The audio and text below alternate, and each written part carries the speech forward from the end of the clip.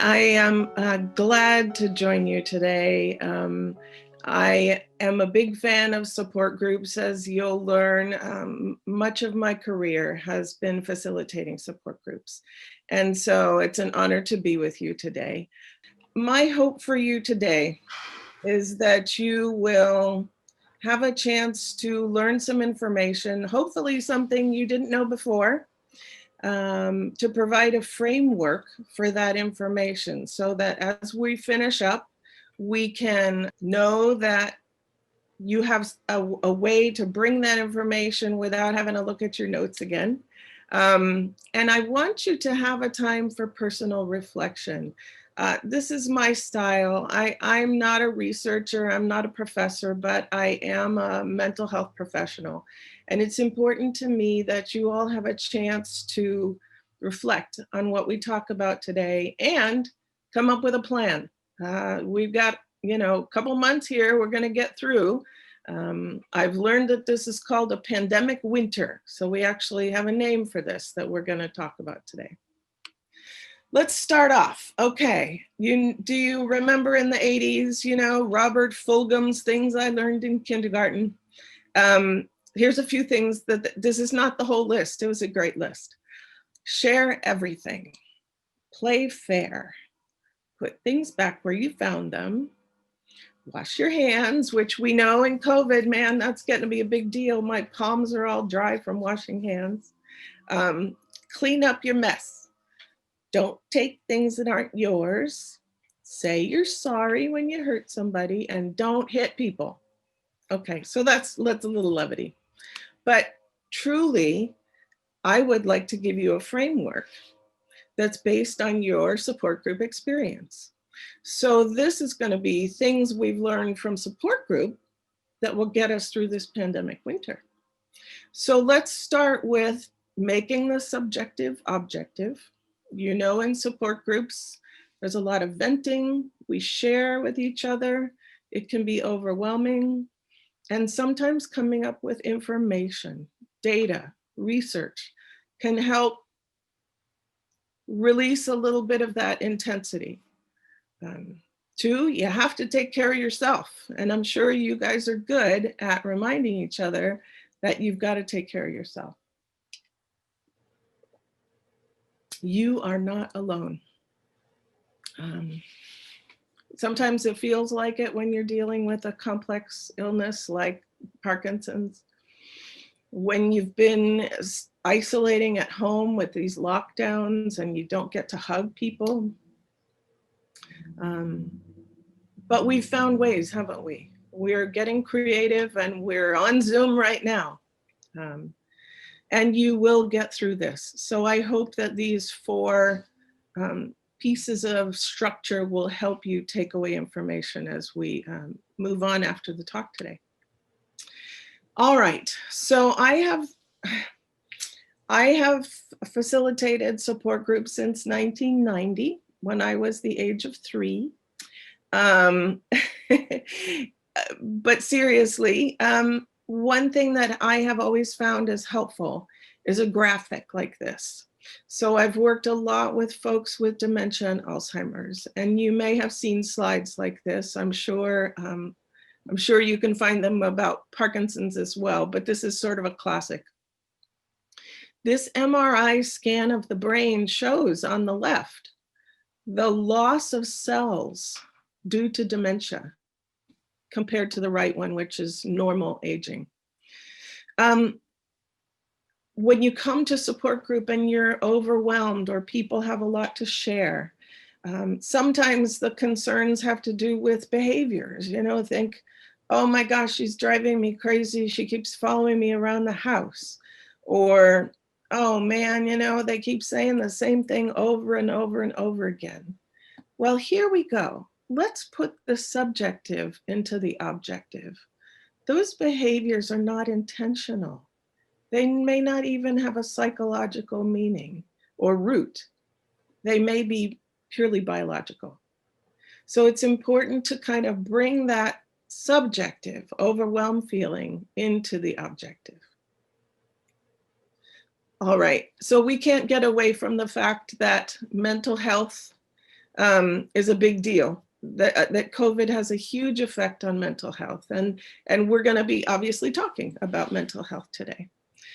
This is an interesting study from the Centers for Disease Control.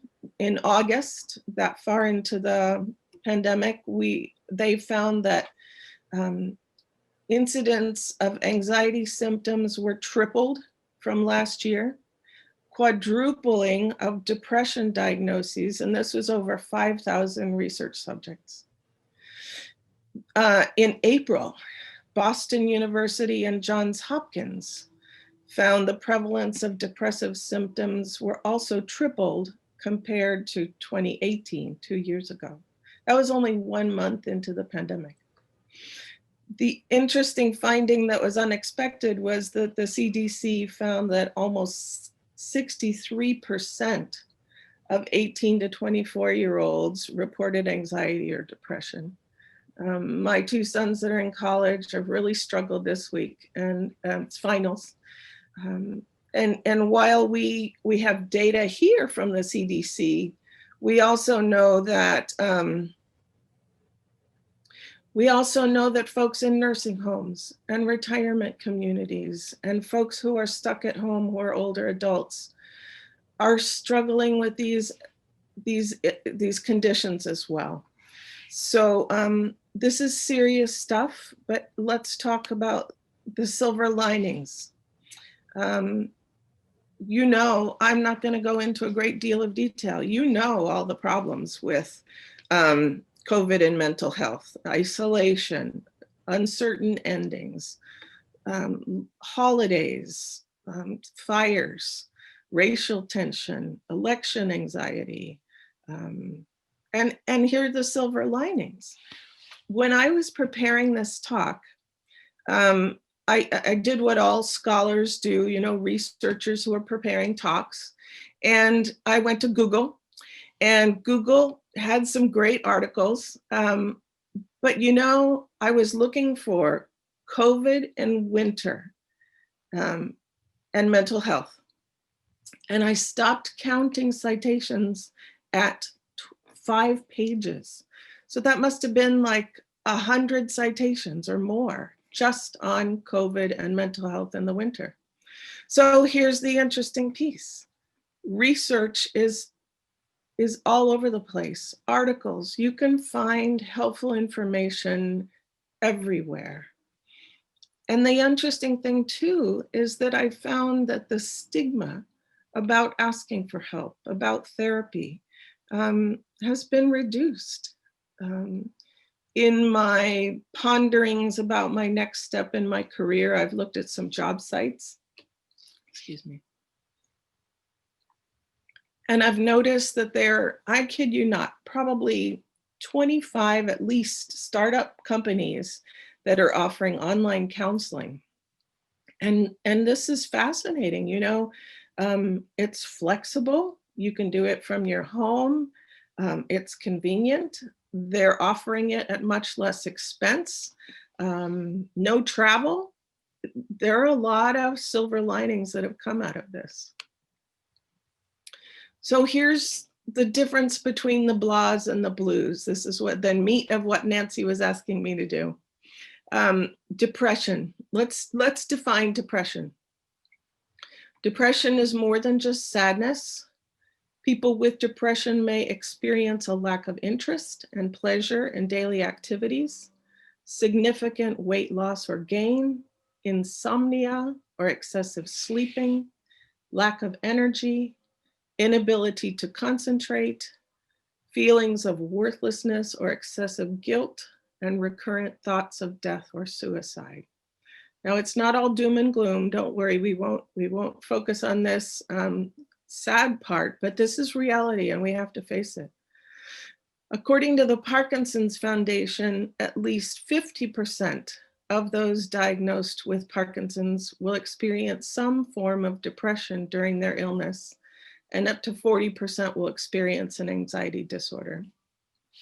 This doesn't include the data for care partners as well.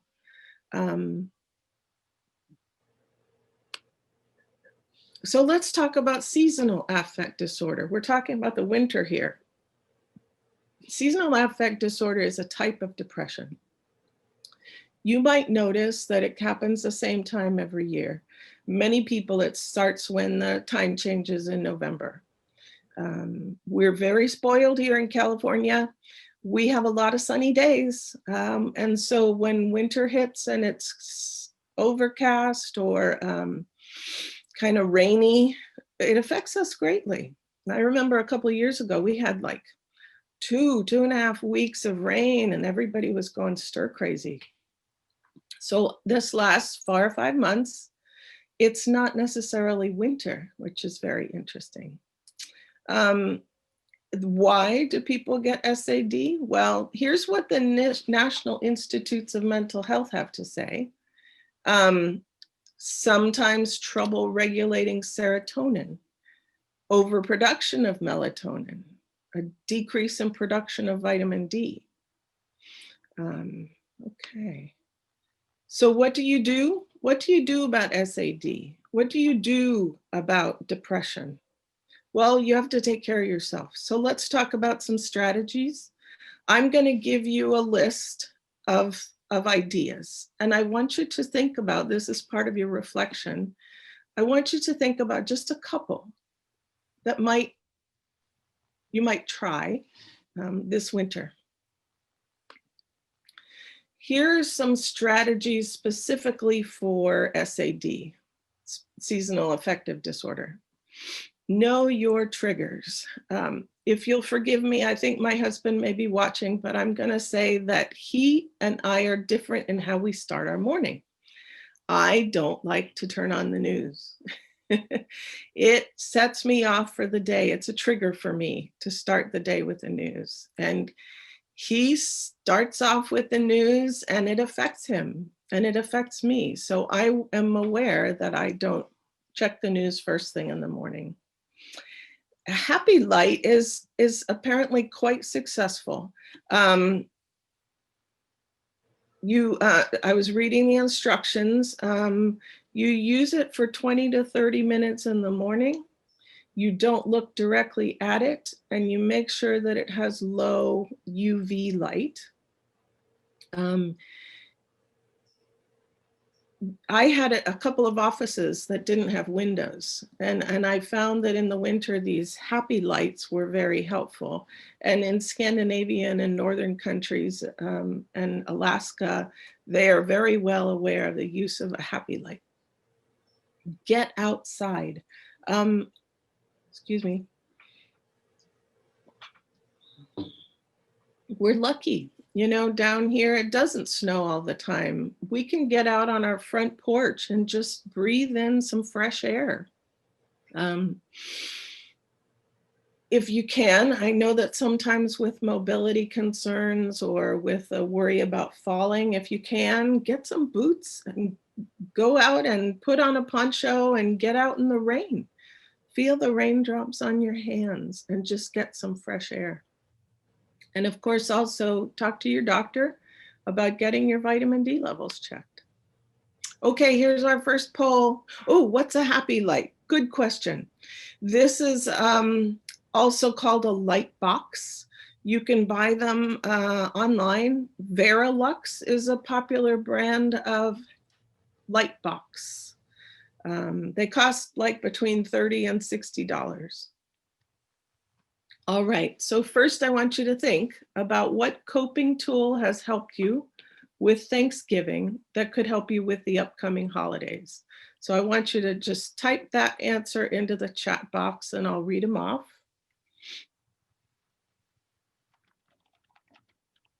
Okay, walking, good. Yes, that exercise, it's a big thing, isn't it, David? Talking with family, yeah. Cooking something I want. Ooh, that sounds yummy. Yes, we're all cooking, aren't we? Sibling Zoom. You know, at first I think we thought, oh, this is terrible. This is not going to work. Well, it seems now that it's actually helpful. Here we are on Zoom. Let's see. Meg says talking to her kids. Stuart is typing. Oh, okay, I see. Mark says we shared food without sharing a table with our daughter's family. Yeah. Reading a good book, not cooking. Talking to kids, gratitude list. There you go. We're going to definitely talk about that. All right, I'm going to move on. Exercise. Exercise, okay. This is an action-packed slide, so I'm going to go ahead and move on. Whoops, you don't want to see that. There we go. Embrace winter. My sister several years ago moved to Vermont from Virginia. And you know, it snows in Virginia, but wow, winter in Vermont was a big change. And she said people embrace winter. They snowshoe. She got snowshoes and she figured out how to snowshoe. They ski cross country, they downhill ski, they ice skate. We had a fun time on a sleigh ride, you know, with horses and everything. And the tobogganing and sleighing was fabulous. Tobogganing and sledding, right. So embrace that winter. Exercise. Somebody mentioned exercise in the chat. I don't have to preach the value of exercise to people with Parkinson's. I think I see someone who has their exercise equipment even behind them in the picture. That's awesome. Sleep hygiene. I don't know if you've heard about this. They actually, you know, there's sleep studies and sleep specialists. Well, the other day I'm preparing for this talk and I open up my AARP magazine and there's Dr. Sanjay Gupta, who is explaining that sleep refreshes and replenishes tissues and cells, especially those of the brain and the immune system. So sleep doesn't just make us feel better, it works to refresh our bodies.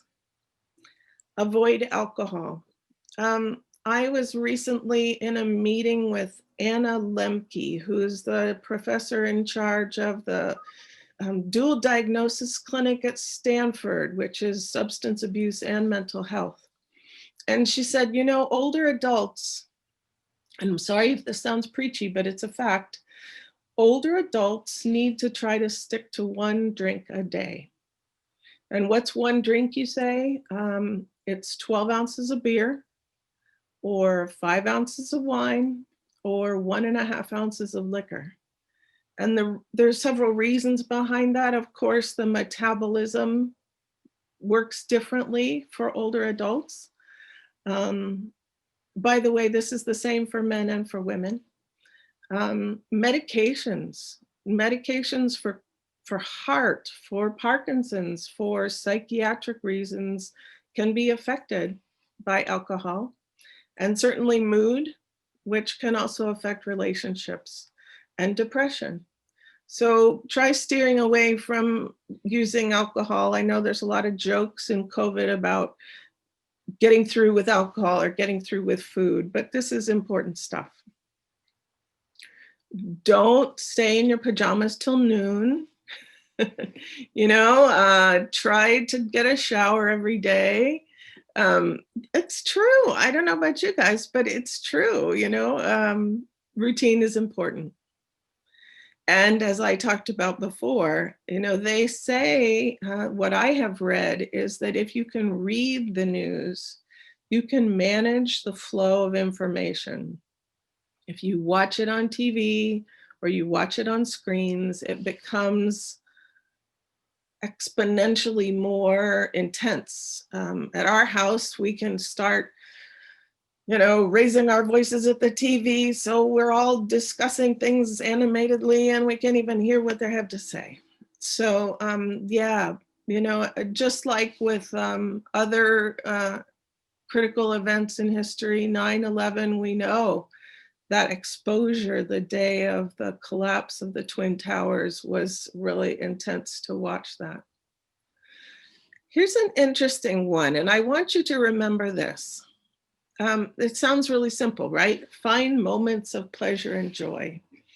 Well, Dolores Gallagher Thompson is a professor at Stanford, and she works also with the Veterans Administration, and they created the California, excuse me, I'm all froggy. The California Older Persons Pleasant Event Scale, which has over 150, it's a couple pages of ideas of things you can do that are pleasant. So the first thing about this research was just people identifying, and I don't remember the number of subjects, but it was addressed especially to caregivers, but it could apply to anyone. Identifying some of the things on the list that sound appealing. The second step was to determine how many of those you could do in a day. You know, how many worked for you? How many did you like? And then the third step was, of those, how many did you enjoy? Well, the two fascinating pieces of this. People who experienced moments of joy and pleasure, and we're not talking big things. We're talking about listening to some music, looking at a rose, talking to your grandchild, moments of joy and pleasure. The people who, the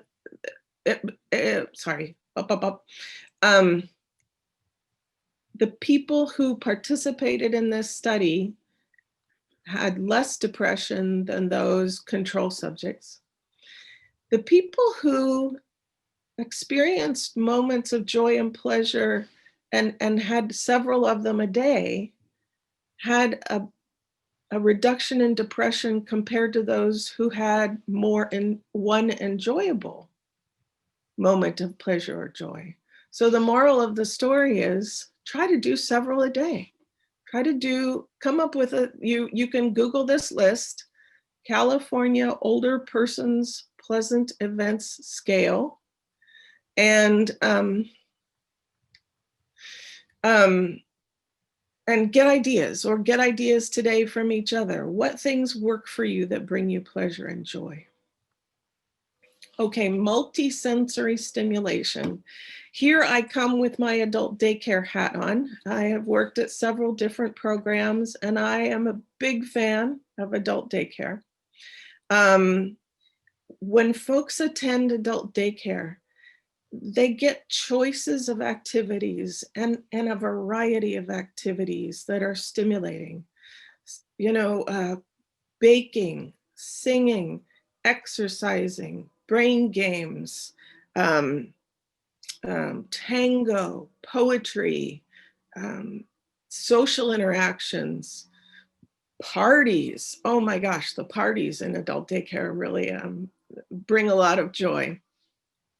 It's been shown that multisensory and mental stimulation can slow the decline in dementia and Alzheimer's. And I imagine so in dementia with Parkinson's and with all of us in terms of our cognitive functioning. And the other piece of this is number 13, a wide variety of mental stimulation, so that you don't just want to do the same crossword puzzle every day. You might try learning 3 words from Chinese one day, or you might try to research Stonehenge and how did it get there. Recently, I'm really I love history and fictional history. So I was watching The Spanish Princess online. Have anybody seen The Spanish Princess? It's about Catherine of Aragon, the first wife of King Henry VIII. And so I got there on the internet, was looking up 1500s history between Spain and England. And so here, another wide variety of stimulation. And as I told you, I'm a big fan of adult daycare. So the program I used to work for is called Rosner House in Menlo Park. And in part of COVID, they have decided to put their activities online. So what I'm going to do, I actually have a resource page, Nancy and Mark, at the end. When you send out the copy of the slides, I'll have this link on the resource page. But they have over 240 videos that include brain games, poetry, walks in nature, identifying flowers in the garden, sing-alongs. There's a certified music therapist who does, he does Hawaiian songs one day, he does Broadway songs another. Oh, you like that? Good. It's a really cool website, and I'm very proud of it. All right, here's our last action-packed page of ideas. Researcher James Pennebaker of University of Texas at Austin talks about the value of expressive writing. And again, if Parkinson's makes typing or writing challenging, there are, what are they called? The speaking, what's it called again? Transcription. That's right, transcription software. You can dictate, you just let that information go. You can talk to God, you can talk to the president, you can talk to the president-elect, just let it out. Take action about causes you feel strongly about. There's so much that has happened every year, but this year especially. I tell my kids, if it upsets you, go do something about it. And so my son is helping over at the Second Harvest Food Bank to pack food in a very safe way. And finally, it's, as we talk about all these things, we go back to that depression piece. It's very important that we pay attention and not minimize these feelings of the blues. Your doctor hopefully knows you and knows what's typical for you and what's not. And I have found the medical community to be very supportive of mental health needs and concerns. And as I said before, this is a really good time to consider seeing a therapist. You may have never considered counseling before, but it sometimes helps to get an objective perspective. And counseling doesn't have to mean 2 years of therapy, blah, blah, blah. You can just consult with somebody for a couple sessions and go back for a tune-up. And so it's so much easier now, and the need is so great. Consider seeing a therapist. And last of all, make an action plan. This was one of the articles that Nancy and I talked about. Make an action plan. All right, you are not alone. How am I doing on time? Oh, I'm good, I'm good.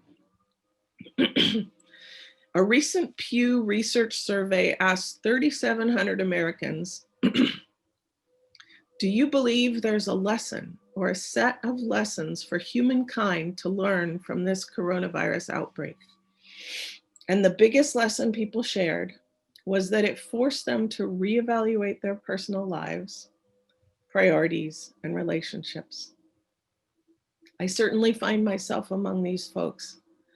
And again, I think that that's a silver lining, that you, as you sit here today, I hope that you're reflecting on your lives and your priorities and your relationships.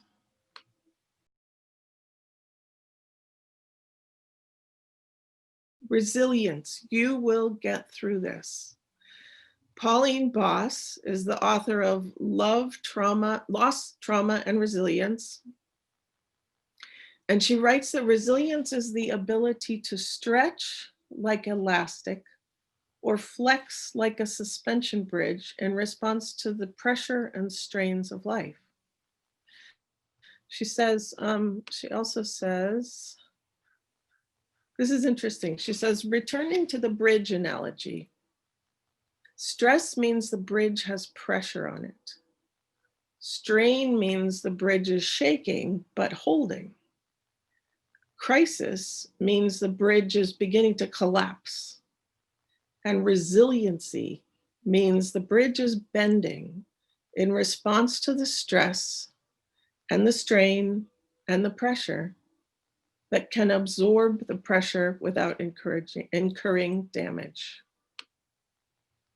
So I like this visual. I hope this will be helpful to you. Resiliency provides the crucible in which people become stronger in difficult and uncertain times. I've done a little research on resilience, and here, this sounds so easy, so trite and familiar, but there's research evidence that says that these attitudes will help you with resilience. Subjective well-being. That means the way you think about your well-being. So it kind of doesn't matter. Well, of course it matters, but it's less important that something is happening for you than how you think about yourself coping with it. So subjective well-being is important. Optimism, as you know, we talk about optimism. Optimistic people interpret their troubles as transient, controllable, and specific to one situation. Pessimistic people tend to believe their troubles last forever and are uncontrollable. So let's remember this piece about control and resilience. And gratitude, of course, has been shown to reduce levels of stress and depression. I bring up mindfulness in this phase of You Will Get Through. I thought about associating it with spirituality, but it's actually shown to be an excellent way to encourage resilience in COVID. As I said before, the practice of gratitude, the practice of compassion, compassion for others and compassion for ourselves. Breathing. But here's a simple tip. You know, people get all worried about, am I breathing right? Yeah? Okay, don't worry about it. 2 things to remember. Breathe out longer than you breathe in. It's that simple. So let's, I did it before we started. If you breathe out to 6, and I count. So if you breathe out, we're gonna do it together. Ready? 1, 2, 3, 4, 5, 6. Breathe into 4. 1, 2, 3, 4. Breathe out to 6. 2, 3, 4, 5, 6. Breathe in. 2, 3, 4. We'll do it one more time. Out. 2, 3, 4, 5, 6, and then in. 2, 3, 4. Okay. It's fascinating. Slows the pulse just a little bit. And here's a couple of resources, easy ways to relax and meditate. Mindful.org. I think that one's free. Calm.com. Isn't that cute? Calm.com. Is about $60 a year. That's what I use. It has a lot of music and special speakers and things. This one is breathing spaces, which is specifically for caregivers, care partners. And it's got meditations and blogs and comments about how to get through the process of caregiving. This is my favorite though. The Monterey Bay Aquarium has several different meditations. And this one I've copied for you is the jellies. They've got them, you know, of course, they've got them with an octopus and they've got them with the otters, and it's lovely and it's beautiful. Spirituality and faith. Okay. We know that research evidence indicates that spiritual support combined with meaning and a sense of hope helps people cope better. But that doesn't have to mean religion. It can be universal beliefs and values, such as the innate goodness of humankind or the meaning of the holidays. We know that ritual, when it comes to spirituality or part of your day, can ground you and center you and help provide comfort. And then, of course, prayer to whatever helps you, whatever you believe in.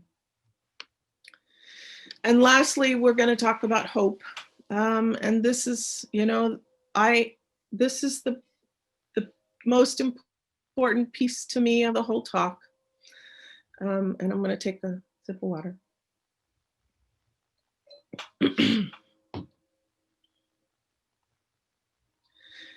Dr. Charles Snyder says, hope arises when you identify paths to approach your goals alongside a willingness to persevere despite obstacles. And Mark Manson is an author, and he says, hope is a psychological stabilizer. It protects our well-being from stressful events. Jenny Tates, who's a psychiatry professor at UCLA, this goes back to control. We know in COVID, there's so much that's out of our control. Control what you can. Work on that mental agility and consider what is true for you. And then seek hope actively. I like this one. I never thought of seeking hope actively. Paint, dance, listen to music, go out in nature. I like to, in the morning when I'm not reading the news, I check my Facebook to see how my family and friends are doing. And then I go to the videos on Facebook, and I confess I'm one of those people. I like the baby videos. I like the puppy videos. I like the funny joke videos. These make me hopeful. They give me something to look forward to. And this is, we're getting to the end here, where I want you to reflect, and I want to ask you, what is one word that describes something that gives you hope? I love this. Mary says a ritual, she and her husband light a candle and say 3 things they are grateful for each night before dinner. Oh, that sounds wonderful. I bet that's really helpful. Any other thoughts on hope? What gives you hope right now? Birds. Oh, yeah. I have to tell you a bird story. We have a gazebo in our backyard that looks on those hills. And I wasn't working in the office. I was working at home. So I'd go out in the gazebo. And in the springtime, there were 2 nests of baby birds. And we got to see the birds learn to fly away. We have hummingbirds and the hibiscus. But the day before Thanksgiving, I was walking out to the gazebo and I heard the flutter of wings. And I kid you not, there was a hawk, a red-tailed hawk, not 10 feet from me, just sitting majestically, looking at me. He knew I was there, he or she. And it was amazing. It was just an awesome experience to be in the presence of this hawk. So I agree with you on the birds. Grandchildren give you hope, absolutely. Connecting with community. Boo, the healing dog who rescued us and makes us laugh. Oh, that's wonderful. I like that, Boo. Talking with friends every day. You have hummingbirds too, hummingbirds in your roses. Oh, yeah.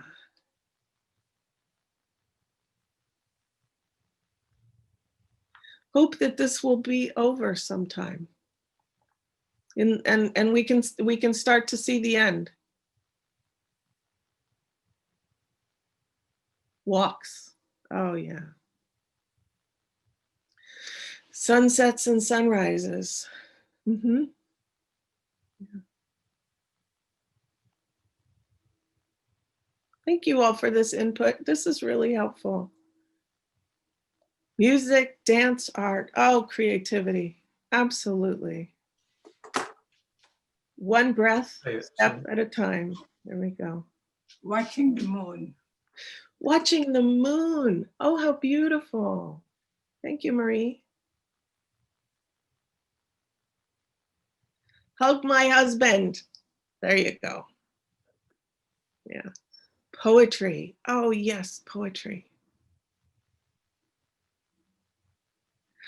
Ooh, a hot tub at night under the stars. Where do you live? Can I come join you? That sounds really great. Yeah.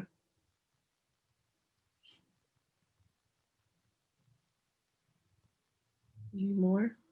I know that we're finishing up our time here, so I do want to have time for closing comments and answers and questions and things. So here I want to know, what is your action plan? I want you to think about it right now. Oh, wait. It helps a lot to live more with accepting things less than expecting things. Ooh, that's really nice, Jay. Thank you. I want you to keep gathering information. Bring that subjective to the objective. I want you to name the feelings. There's great power in reducing the impact of emotions by just calling them grief or sadness or anger. Try some different coping strategies. Think about a time in your life when you have been resilient and identify something that gives you identify something that gives you hope. Okay, I'm going to close with my wish for you. And I wish I could be with you, but I do this with you now. May you be well. May you be loved.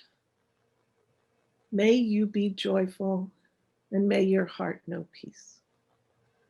Thank you for inviting me today. I'm very grateful.